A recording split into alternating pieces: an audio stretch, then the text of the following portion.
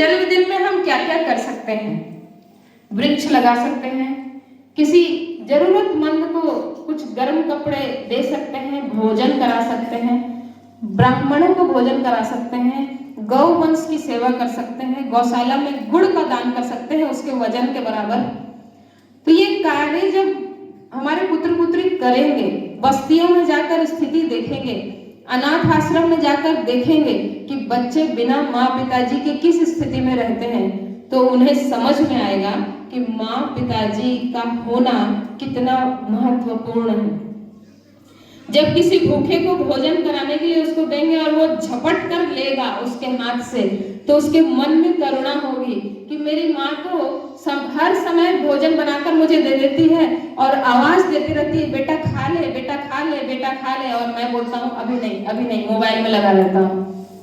और यहाँ भूख से कितने बच्चे संसार छोड़ के चले जा रहे हैं। जब तक वो हम उनको दिखाएंगे नहीं, हमारी बात पर उन्हें विश्वास नहीं होगा। बिना हैंड वॉश करके भोजन करने से भारत के 60% बच्चे मृत्यु को प्राप्त हो रहे हैं। तो ये बातें दिखाने की आवश्यकता है। पुत्रों को राष्ट्रीय स्वयंसेवक संघ की शाखा से जोड़ना, पुत्रियों को राष्ट्र सेविका समिति की शाखा से जोड़ना अत्यंत आवश्यक है। घर में जितने व्यक्ति हैं उतने सुरक्षा के औजार या हथियार या साधन होने चाहिए, दंड तो अवश्य होने चाहिए। ईश्वर न करे कोई विषम परिस्थिति यदि आती है तो हम स्वयं सक्षम हैं उसका सामना करने के लिए। हमें किसी के ऊपर निर्भर रहने की आवश्यकता नहीं है। ऑपरेशन सिंदूर क्यों हुआ? क्योंकि माताओं ने वहां रोना प्रारंभ कर दिया। उनके आंखों के सामने उनके पति को मारा गया और वो रोने के अलावा कुछ नहीं कर रहे थे, हाथ जोड़ रहे थे। यदि सप्त शक्तियां जागृत होती तो उनका बंदूक छीनकर उन्हीं पर वार करती। ये नहीं सोचती कि मेरा पति मरेगा, मारना है तो पहले मुझे मारो, मरूंगी तुम्हें मारकर, ये भाव होता। यदि पूरे भारत की माताएं राष्ट्र को समर्पित कर दी अपने आप को और अपने घर में राष्ट्र भावना से ओतप्रोत, राष्ट्रभक्ति की भावना से ओतप्रोत वातावरण बना लिया, तो निसंदेह आपका जो कुल है, हमारा जो कुल है, वो सदैव गौरवान्वित रहेगा। और दीदी ने कहा कि पुत्री को चांद न बनाओ, सूर्य बनाओ। तो सूर्य को पहले जलना पड़ता है और पहला सूर्य तो हम होंगे। स्वयं को प्रज्वलित करके जलाकर प्रकाशमान करेंगे अपने कुटुंब को। ये आसान नहीं है किंतु कठिन भी नहीं है। क्यों हमारे कुल की कोई अवहेलना करेगा? क्यों हमारे पुत्र पुत्री के बारे में कोई अपशब्द कहेगा? हम ऐसी स्थिति क्यों उत्पन्न होने देंगे? कीर्ति श्रीवाक च नारीणाम स्मृति मेधा धृति क्षमा में सबसे पहले शक्ति कौन सी है? कीर्ति। और वो हमारे कृति, हमारे कृत्य, हमारे कर्मों से निर्धारित होती है। और जैसे विद्यालय के केंद्र बिंदु प्रधानाचार्य होते हैं, वैसे ही मेरे कुटुंब का केंद्र बिंदु मैं स्वयं हूं। तो यदि मेरे कुटुंब के किसी भी सदस्य के बारे में कोई कुछ कहता है तो वो उनके बारे में नहीं कह रहा, वो मेरे बारे में कह रहा है। और मैं अर्धांगिनी हूं अपने पति की, वो अर्धनारेश्वर है। यदि हमें महारानी बनकर रहना है तो अपने पति देव को क्या बनाना पड़ेगा? बोलिए जोर से। महाराज। महाराज की पत्नी ही महारानी होती है और उनके माता पिता राजमाता राजपिता, वो कौन बनाएगा?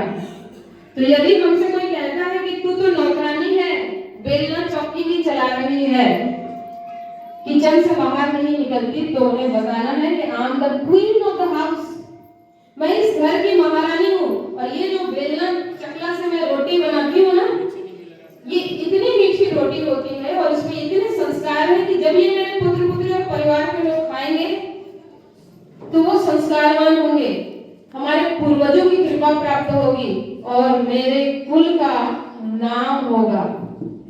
तो आपको नहीं पता है इसलिए आप ऐसा कह रहे हैं। यदि कोई मेरे कान में जहर भरने का प्रयास करता है कि तेरा पति तुझसे प्रेम नहीं करता, वो तो कहीं बाहर जाता है, जरूर ही उसका कोई संबंध होगा। तो जिस क्षण मैंने ये बात मान ली, उसी क्षण मैंने अपने पति को महाराज से नौकर कर दिया। ये ब्रह्मांड सबसे पहले मातृ शक्ति का सुनता है, और इस ब्रह्मांड में जो आवाज गूंजती है वो ओंकार की ध्वनि होती है।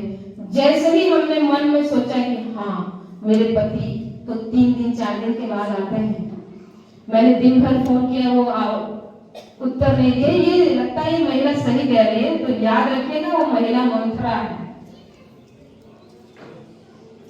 तो यदि हमें विश्वास है तो हम उन्हें कहेंगे कि बैठिए पानी पीजिए, भूख लगी है तो भोजन करा देती हूँ। ना ही मैं आपके पति के बारे में कुछ बुरा सुनूंगी, ना मैंने आपको अधिकार दिया कि आप हमारे पति के बारे में कुछ कहें। तो वो क्या हो जाएगा, वही जैसे ही हमने चुगली सुनना प्रारंभ किया, चुगली करने की प्रवृत्ति हमारे अंदर स्वतः जागृत हो जाएगी। किंतु हमें तो सप्त शक्ति जागृत करनी है ना।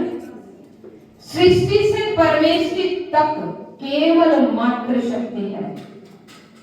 यदि ये धरा माता है तो ब्रह्मांड पिता है।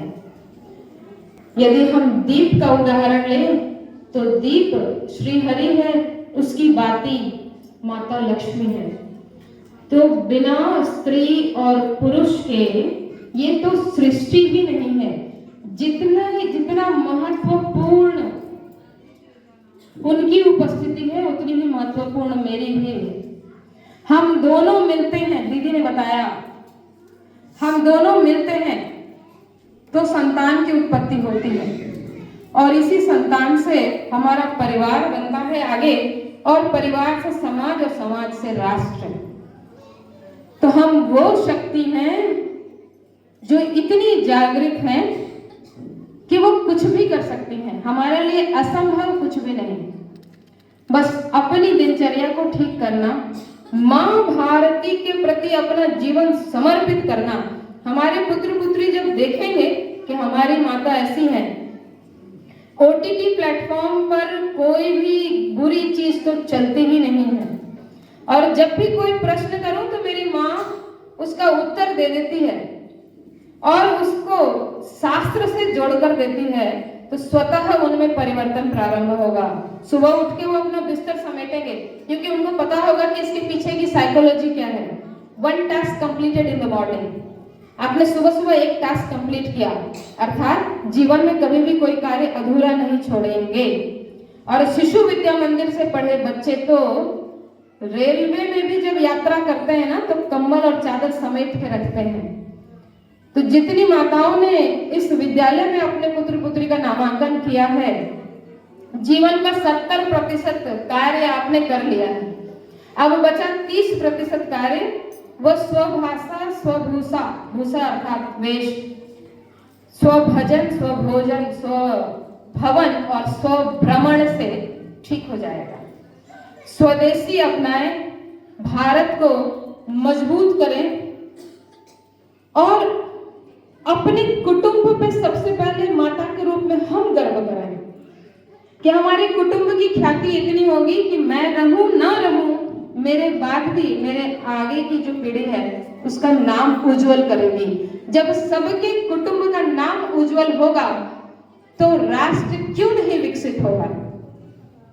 और हम ही तो हैं अपने कुटुंब की रीढ़ की हड्डी, अर्थात हम भारत भूमि की रीढ़ की हड्डी हैं। सप्त शक्तियां लेकर जन्मे हैं, हमारे पुत्री में भी सप्त शक्तियां हैं, और हमारे पुत्र में पुरुषार्थ है। तो वो क्यों बनेगा रावण, वो बनेगा श्री राम। और जब सबके पुत्र श्री राम हो गए, पुत्री माता जानकी हो गई, तो देश से क्राइम भी खत्म हो जाएगा, नाम मात्र के लिए रहेगा कि नहीं रहेगा। तो यहाँ से जो मैंने बातें कही वो भाषण के रूप में न रहे, क्या करना है इसका लिस्ट आज बना लेंगे। नंबर 1, अपने कुल देवी देवता को पहचानेंगे। नंबर 2, कैसे किस विधि विधान से पूजन होती है ये मुझे भी जानना, अपने बच्चों को जानना। यदि हम तीज करते हैं तो क्यों करते हैं, जितिया करते हैं तो क्यों करते हैं, इसके पीछे की क्या कहानी, इसके पीछे की क्या विधि है, अपने पुत्र पुत्री को बताना। और उनसे यदि हमने ब्राह्मण बुला करके पूजा कराई, कथा हमने सुना है समूह में, तो भी पुत्र पुत्री को पुस्तिका देना और बोलना जोर जोर से कथा पढ़, रीडिंग भी अच्छी हो जाएगी। दूसरा, ज्ञान होगा कि माता जितिया क्यों करती है। उसे कोई यदि समझाएगा कि ये सब आडंबर है, धकियानुसी विचार की बातें हैं, मॉडर्नाइजेशन नहीं है, तो वो तर्क के साथ बता पाएगा, बता पाएगी कि मेरी माँ ऐसा क्यों करती है, छठ महापर्व क्यों मनाते हैं, पर्यावरण संरक्षण क्यों करना, जल बना नहीं सकते बचा तो सकते हैं। जो घर में हम पोछा लगा रहे हैं वो आरओ के पानी से जो वेस्ट हो जा रहा है उससे तो लगा सकते हैं, पौधों में वो पानी तो दे सकते हैं। थोड़ा थोड़ा परिवर्तन करें, एक साथ मिलकर भोजन कर सकते हैं, एक साथ मिलकर भजन कर सकते हैं। दिन भर में एक समय तो ऐसा निकलेगा जब मोबाइल किनारे रखकर हम बात करें आपस में। माताओं के अंदर भी बहुत सी बातें चलती है, उसका समाधान नहीं मिलता, तो घर के बड़ों से उस बात की चर्चा करना कि मेरे मन में ये चल रहा है, ये भाव आ रहा है, या हमारे घर के जो पुरोहित होते हैं उनसे बात करना कि शास्त्र संबंध थोड़ा ज्ञान दीजिए हमें। यदि फिर भी नहीं समझ में आए तो श्रीमद् भागवत गीता को पकड़ लीजिए और स्वयं को अर्जुन मानकर पढ़ना प्रारंभ कीजिए। अर्जुन होने में कोई स्त्री पुरुष का अंतर नहीं है, स्वयं को अर्जुन मानना है और पढ़ना है श्रीमद् भागवत गीता, जीवन स्वतः सरल हो जाएगा। तो एक भजन के साथ अपने वाणी को विराम दूंगी, मेरे साथ आप भी गुनगुनाइए। नगरी हो अयोध्या सी, नगरी